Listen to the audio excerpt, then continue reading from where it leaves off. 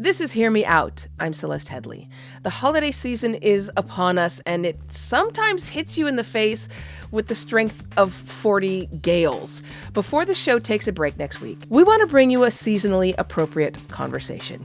If you celebrate Christmas in any form, you know there's a perpetual back and forth pull between tacky and tasteful. You can see it in department stores. The colorful, gaudy decor on one side, the tasteful decor at the super expensive stores, especially with pastels and taupe and crystal and gold. So if you're finding yourself tempted by the idea of a minimalist, restrained, sophisticated holiday, think again. You might be missing the point of this holiday. Now is the time to enjoy what is fun and to do so unapologetically. We don't need to worry about being classy. Culture critic and podcast host Kristen Meinzer joins us once again in just a moment. Stay with us. I'm Jason Palmer, one of the hosts of The Intelligence, The Economist's daily current affairs podcast. The Economist's award-winning shows make sense of what matters, from our special series on China's president to our weekly podcasts on business, technology, and American politics. Our journalists provide fair, in-depth reporting on the events shaping the world.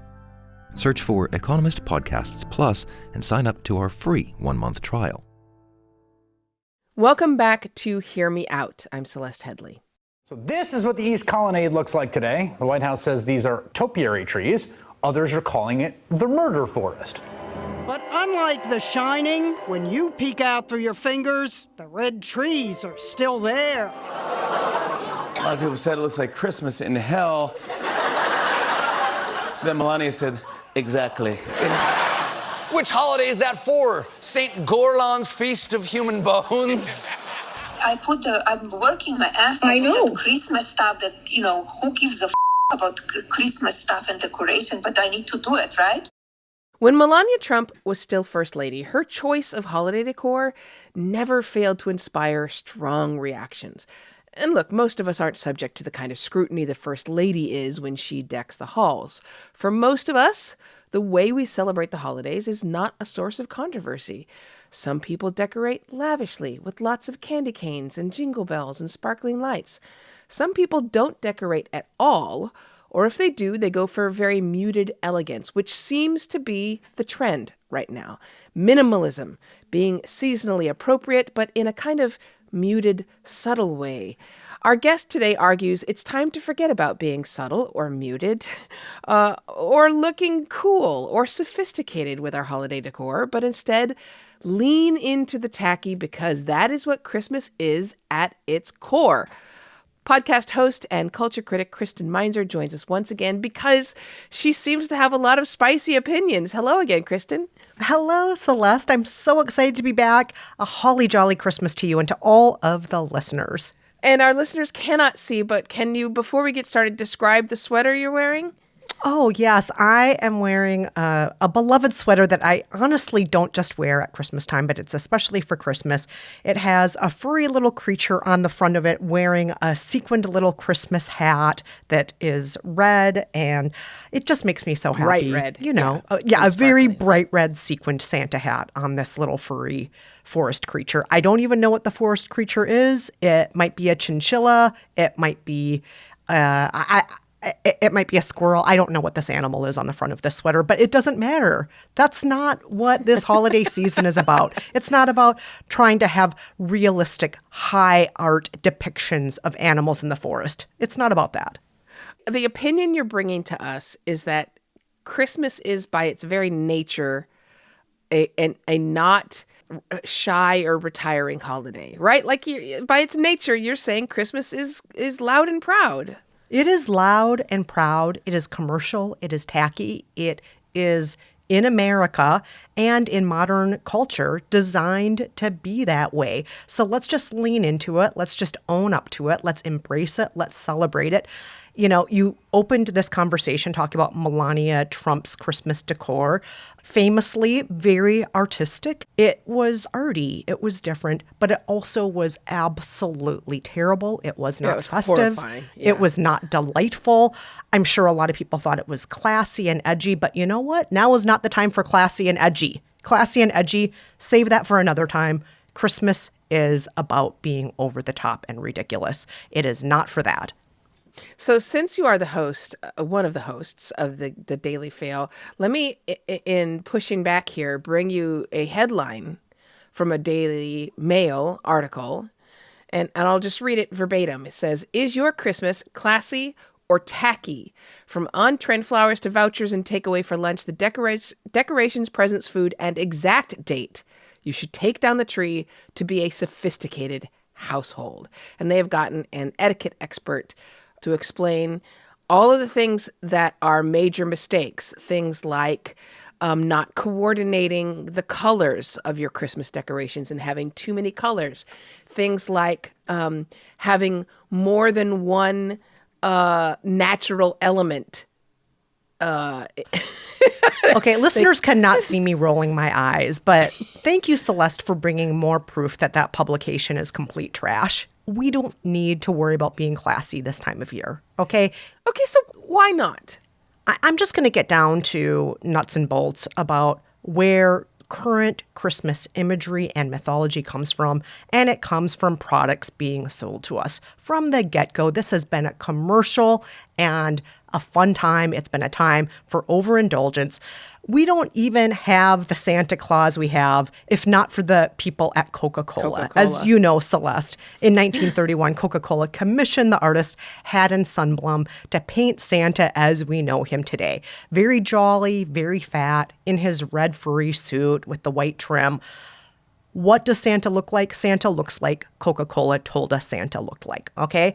Who is Rudolph the Red-Nosed Reindeer? He was a character created by Montgomery Wards in their giveaway coloring books back in 1939 because they tried to get families into Montgomery Wards to buy stuff, right?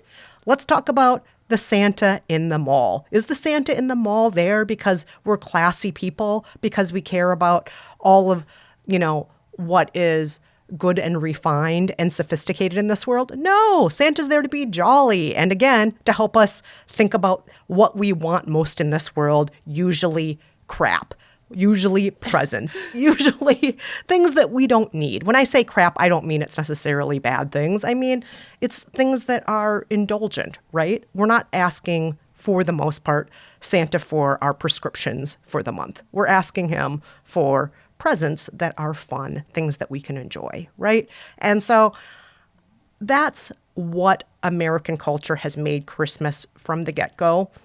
Why pretend it's otherwise? If we love Santa Claus, we're really loving Coca-Cola. We're really loving shopping malls. We're really loving this imagery that was created for us by these products. And I'm saying, why pretend otherwise? Okay, so why pretend otherwise? I for those who know you at all, you are famously eco-friendly, right? You are very famously protective of the environment and an activist on climate change. I mean, I know how angry you get if I know the way to make you angry immediately, Kristen. It's walk into your house, turn on the sink, and then walk away. Turn on the water, and walk away, right? Yes. So I want to make clear here. I'm not saying be wasteful, but it's okay to have things that we desire. And my holiday sweater, which I am wearing now, which I proudly wear all the time, this is a secondhand sweater. Just to be real with you. Half my clothes, if not 3/4 of them, I get secondhand because it's the more eco-friendly thing to do. When I'm thinking about indulgent things that I really want for the holidays, I'm not necessarily saying, buy me a giant piece of plastic that's going to sit in the landfill for the next 2,000 years after I'm done playing with it for 15 minutes. I'm not saying that, but maybe I do want something that I don't really need, like a dress that maybe is secondhand, maybe it's a new cotton dress, but do I really need another dress? Not necessarily, but maybe that's something that would be fun for me to have. Maybe how many days you wore the same dress? I did wear the same dress for 101 days earlier this year. That's why you don't need another dress, because you can wear the same one. Yes, for over and that 100 days. That was part of an effort on my part to draw attention to textile waste, and I donated money each day that I wore that dress to an environmental cause, environmental causes that were nominated by all of my followers. So I care a great deal about the environment, it's true. But other frivolous things I sometimes want include books, for example. And you, Celeste, as an author, I'm sure take no issue with the fact that I love buying books and I love being gifted books. Do I need another book? No, I am actually a regular user of my local library. I don't need another book, but I'll gladly accept another book. There are all sorts of things I will accept. You know those giant containers of popcorn that offices get at Christmas time every year? I love those so much. So do I. Do I need 3 different kinds of popcorn in a 4-foot tub? No. You do. I don't, but I love it. Okay? It's tacky. You're not putting that on a charcuterie board at the Four Seasons. That's not what that tub of popcorn is for. It's for the holidays because the holidays are tacky. Let's embrace it. So, I mean, I got to tell you, I have neighbors who get angry if someone puts up holiday decorations before Thanksgiving. I know you have met people and perhaps are friends with people who flip out if they walk into a store on, say, November 3rd, and there's Christmas music playing. My son counts down with dread to the moment when people start playing Mariah Carey's, I won't even mention it because maybe it'll get stuck in people's head, Christmas tune over and over and over and over again. She is our queen. Yes, we love her. What do we make of, see, now my son does not, so what do you make of this argument that if you are going to go all out on Christmas, why do people keep extending the Christmas season? Why does it keep expanding? Well, because A, it is so fun. It is the jolliest time of year. But 2, to get back to what I was saying earlier, as we know Christmas to exist in this time, in this place, it was created by these products. It was designed to sell us certain things, right? And of course, commercial interests are going to want to extend the shopping period we have out there. But even those who don't want us to extend the shopping period, but who just love joy, like Mariah Carey. She loves the holidays. She just wants us to sing a little song with her and enjoy the season a little longer. I think that is fantastic. Let's enjoy it. Let's put on our Christmas sweater on November 1st, as I do every year. Let's see the end of the Halloween season as the beginning of the Christmas season. If wow, wait a second. That's spicy. The end of Halloween, meaning November 1st? Yes. What happened to Thanksgiving? Oh, it's in there too. But Thanksgiving is part of the holiday season, isn't it? I don't know. Is it? For a lot of us, it is. Yes. I mean, that means you skip right over the turkey decorations and go straight to Santa Claus? Don't get me wrong. I like a good decor of dried corn cobs and gourds. You know, gourds, corn cobs, those are nice. Some miniature pumpkins on the table.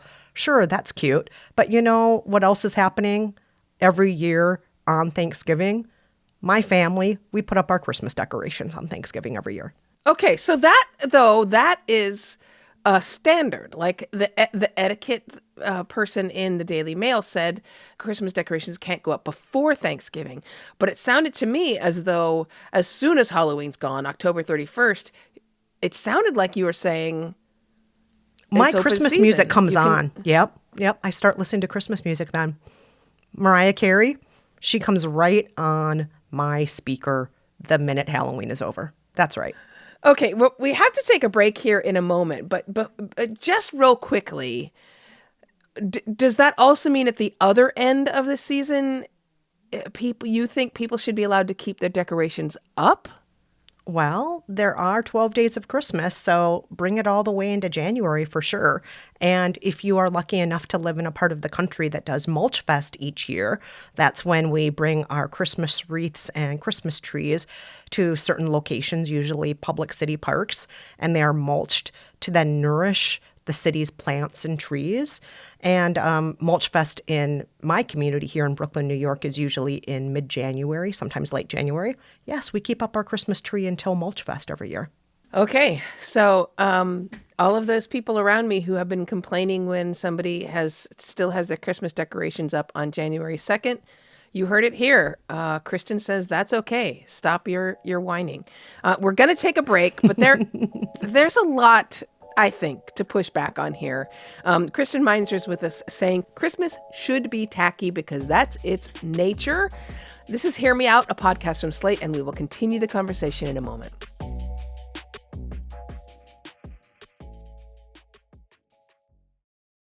Toyota-thon is on, so stop in and get a great deal on a rugged new Tacoma or Tundra, ready to tackle the toughest weather.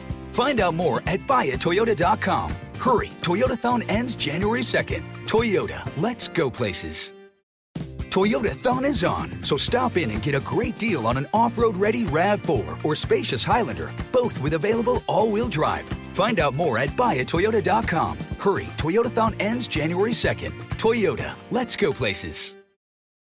We're back. This is Hear Me Out, a podcast from Slate. I'm Celeste Headley, and we have the jolly Kristen Meinzer with us saying Christmas is supposed to be tacky. Now, listen, for those who celebrate Christmas as a religious rite, I don't. I'm a Buddhist and Jewish. But for those who do, they might find it offensive to think about Christmas as being tacky by nature. Oh, yeah. And I can see where they are coming from because they're looking at it as a religious holiday. And absolutely, that is what Christmas originally was about. What I'm talking about is Christmas as a cultural phenomenon. I'm talking about Christmas as the commercial, as the entertainment, as the societal and aesthetic thing we know it to be today, okay? I'm not talking about going to church, and a very large percentage of Americans don't go to church anymore. It's the lowest number of people going to church right now that it's been in modern human history, as far as I know, based on research that was done by the Pew Charitable Trust in recent years.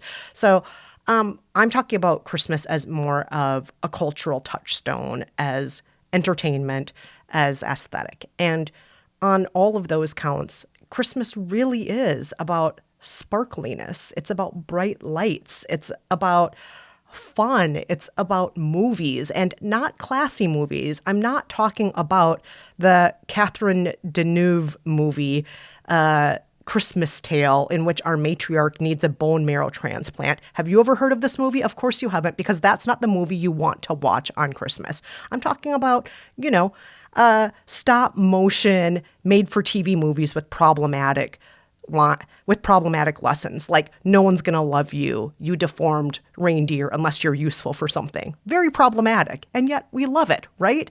Or I'm talking all the made for TV holiday rom-coms. Big city woman gives up her big city life because she falls madly in love with a maple syrup maker in a small town.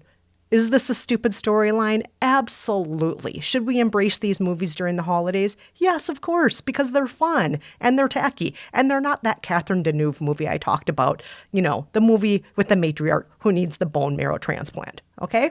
I'm saying now's the time to enjoy what is fun and to do so unapologetically. We don't need to worry about being classy. We don't need to watch the best foreign picture nominees that time of year. We don't need to do that. You can save that till January if you want to. Wait until later to watch those movies.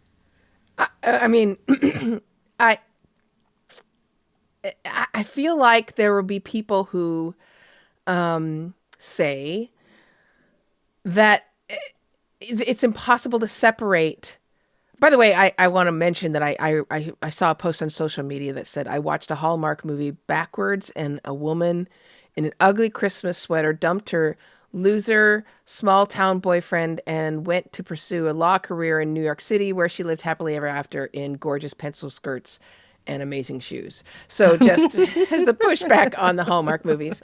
But I feel like those who see Christmas as a religious event might find it difficult to separate those two. In other words, they will say that those who are celebrating Christmas in this loud, very commercial way are taking away some of the meaning for it, right? Like those are the people who are always going around saying Jesus is the reason for the season, and we're supposed to remember that this is a celebration, but it's a solemn celebration.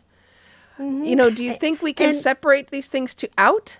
Yeah, and you know what? If that is you, if you are looking at it in a strictly 100% religious manner, I'm not going to stop you from doing that. And I'm not going to tell you that you're wrong if that is what you want to do.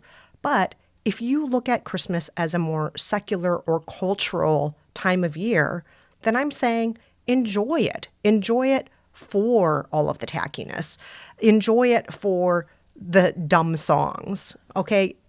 Listen to Simply Having a Wonderful Christmas Time by Paul McCartney and sing it at the top of your lungs. That's so bad. It's I know, such a bad song. It's one of the very worst songs ever written, ever. And yet, can you listen to it and not laugh a little bit? Of course you smile every time you hear it because it's so groan-worthy. It's terrible. And that's what this time of year is about.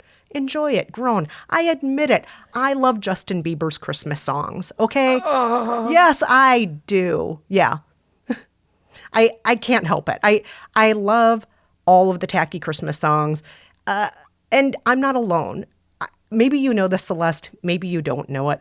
But the first song NASA ever played in space, they had the option to play a million songs, right? They could have played some great opera, some great rock and roll. They could have played Louis Armstrong. And you know what they decided to play? Jingle Bells. That was in 1965, NASA's Gemini 6A spacecraft. What did they play? They played Jingle Bells, which is a corny song, okay? It's fun to sing, children sing it, but it's not that different than singing, the ABCs. It's just an easy, repetitive song, and it's kind of tacky. But even NASA knows that that is a fun song. They embraced it. They played a Christmas song in space. I mean, I have to go back to the Paul McCartney tune because as you know, I'm a trained musician. Yes, you are. And an opera singer. And I can't, I'm sorry. I know that this podcast is all about disagreeing in a respectful way, but oh God, you're making this so hard, Kristen, because that song is so bad. It's terrible. It is. And I love that about it.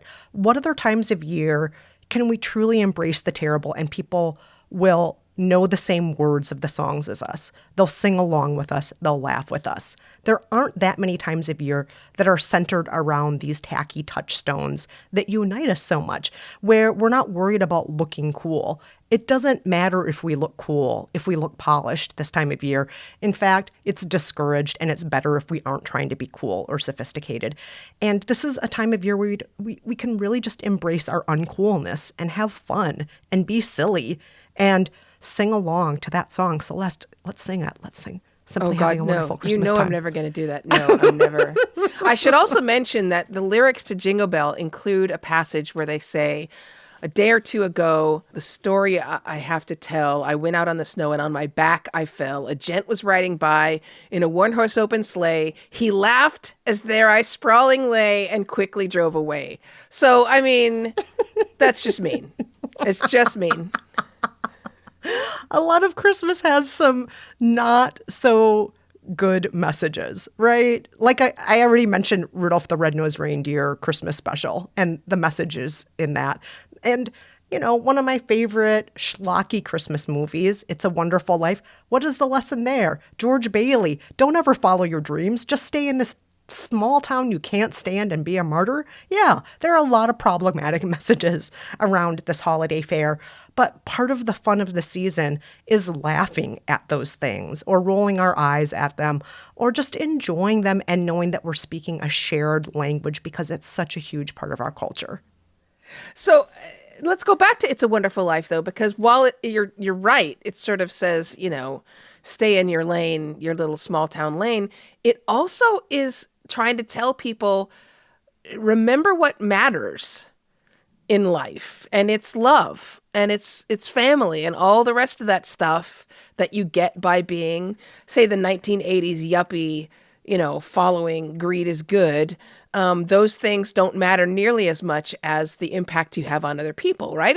And the Grinch is a very anti-commercial commercial message, right? Again, that's like, even if you take away absolutely everything, all of those things that you've been talking about, the zing bobbers and wing dingles, if you take everything away, what matters is the love and the friendship and the warm feelings and the beauty of the season. Absolutely. That stuff is great too, but you know what both The Grinch and It's a Wonderful Life have?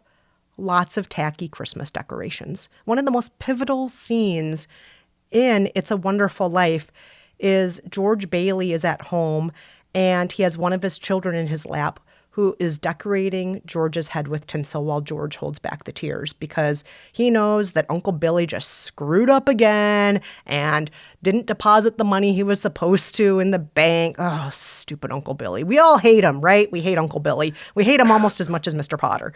But you know what's happening when George Bailey is sitting there with his kid decorating his head? We're also listening to Janie playing the piano, Christmas songs. We're looking at all the decor. We're watching the one son with his early Christmas toy vacuum cleaner, vacuuming the house, and enjoying all the trappings of Christmas. All of the silly, tacky trappings of Christmas. It is about community. It is about love. It is about what matters most. But that doesn't mean that George Bailey's family can't have fun and have those things too. And what do all the Who's in Whoville unite around and sing around on Christmas morning? A ginormous Christmas tree that's about 80 feet tall, covered in multicolored decorations, because that is fun. Yes, holding hands with your neighbors. Yes, eating a good meal. Yes, brotherly love. That is a good thing. All of these are great things, but even those who embrace that brotherly love during the holidays still love a big tacky Christmas tree in these examples you gave, Celeste. That's a pretty good rebuttal. Or we have to take a break. When we come back, we will continue this because we need to get into just how tacky is considered acceptable tacky. So we'll have that discussion to come here on Hear Me Out, podcast from Slate. I'm Celeste Headley, and with me is Kristen Meinzer, and we will still be here when you get back.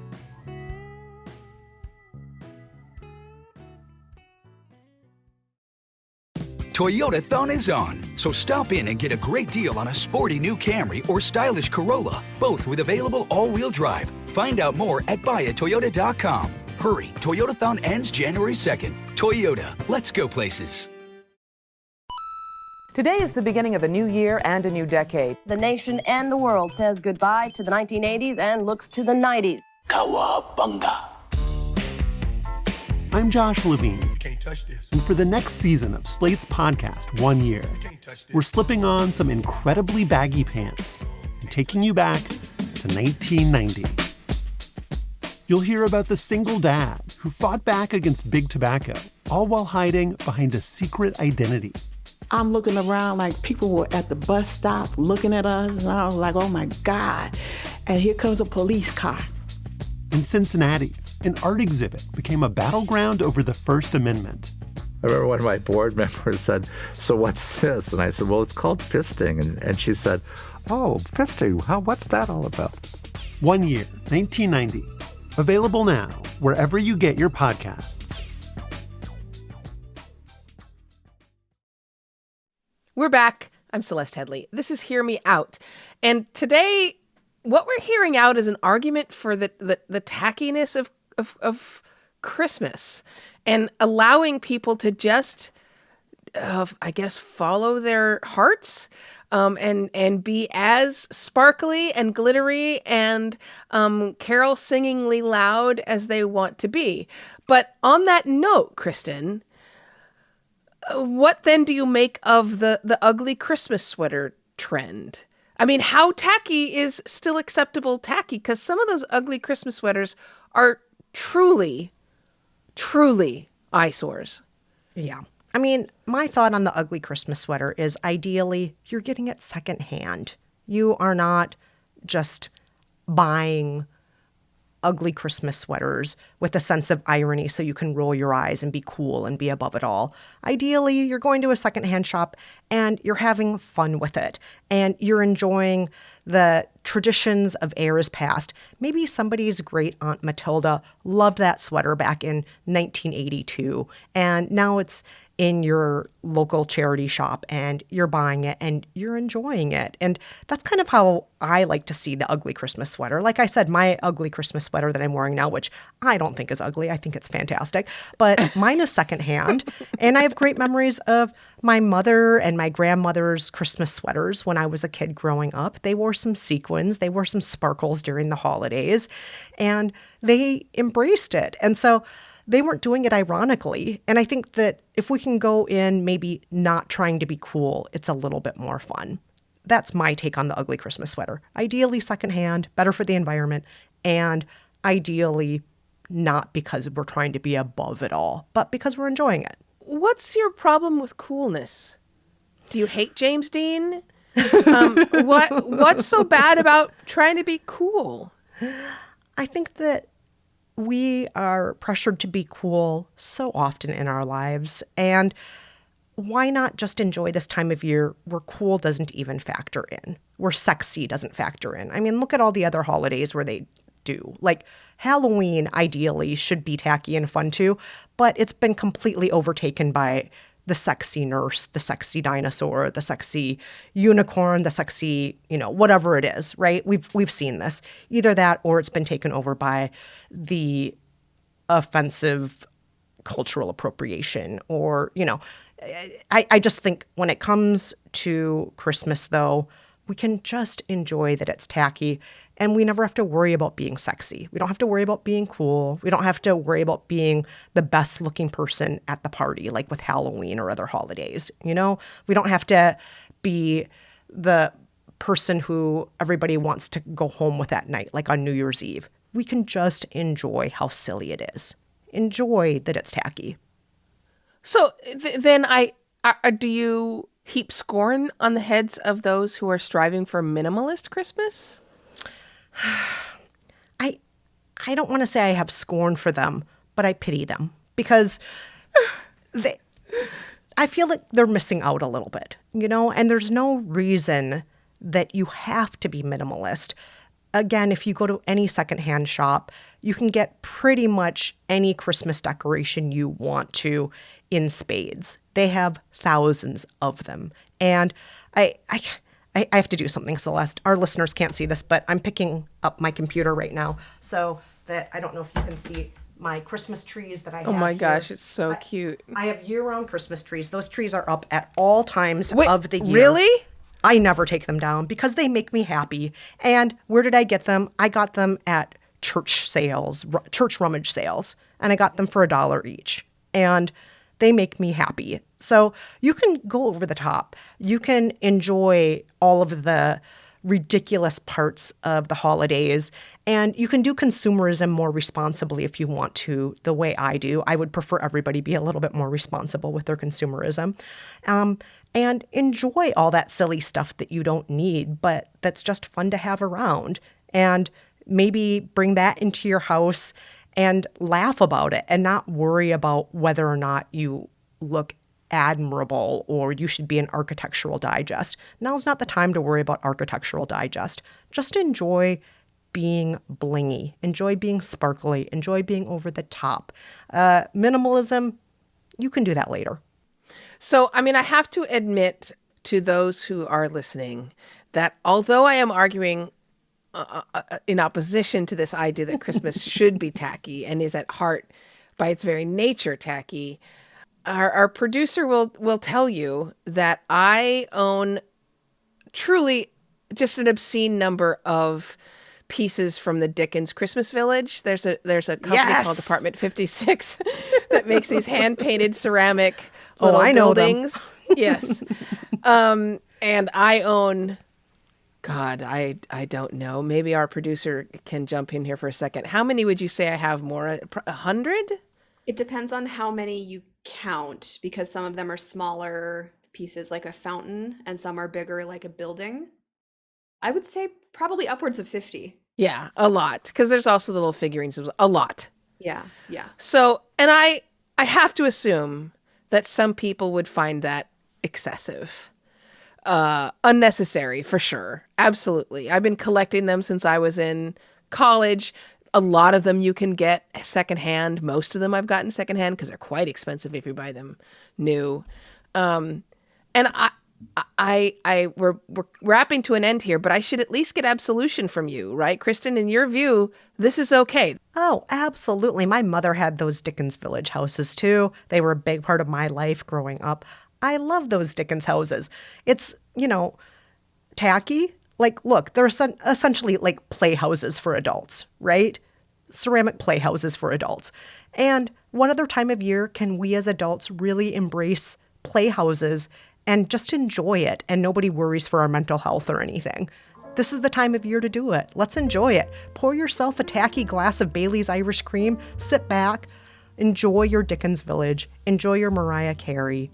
Watch a made-for-TV movie where the maple syrup manufacturer in the small town falls in love. Enjoy it all. So you know what I'm going to say to you now. I need pictures of your holiday decor. If you're going to comment on today's show, and if you have an opinion, especially a strong opinion about whether or not it's okay to be tacky in your Christmas decorations, pictures or it didn't happen. Like, I need to see, what does it look like? Maybe you have nothing. Maybe you're going to send me a picture of like your couch and that's it. And that's okay. But I need to see images of how you decorate for Christmas and what you think about this idea that 16 inflatables on your front lawn is okay. You know how to do it. All you have to do is email us. It's hearmeout@slate.com. Hear Me Out is a podcast from Slate. The show is produced by the very jolly Maura Currie. Ben Richmond is our merry Senior Director of Podcast Operations, and Alicia Montgomery is the VP of Slate Audio for all the holidays. I'm your host, Celeste Headley. Until next time, speak your mind, but keep it open, and happy holidays, however you celebrate.